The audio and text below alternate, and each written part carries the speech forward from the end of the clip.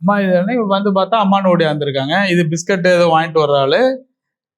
டக்குன்னு அவளுக்கு அழுக வந்துருச்சு. இந்த பிள்ளைங்களையும் சாகடிச்சு நானும் செத்துருப்பனே அப்படின்ட்டு அழுது, என்னைக்கு நான் வாழணும்னு ஸ்ட்ராங் மைண்ட் எடுத்ததோ அடுத்த ஒரு நாள்ல ஒரு வேலை கிடைச்சது.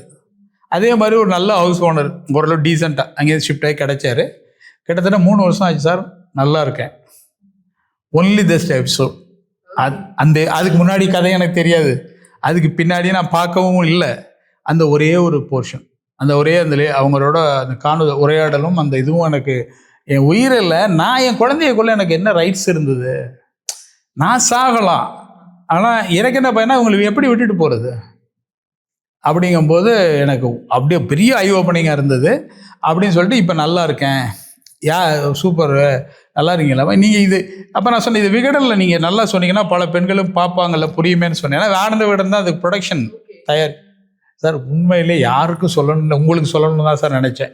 சத்தியமாக பார்த்தீங்கன்னா அந்த டார்க்கில் அந்த பொண்ணு ஃபேஸே எனக்கு கிளியராக தெரியல. ஒரு ஜென்ரேட்டர் வண்டி ஓடும்ல, அது சத்தத்தில் அப்படியே கேட்டுக்கிட்டு இருக்கோம். சொல்லிவிட்டு அந்த பொண்ணு உங்கள்கிட்ட சொல்லணும்னு நினச்சேன், எங்கேயும் சொல்லாமல் போய்டுவோம்னு நினச்சேன். சொல்லிட்டேன்.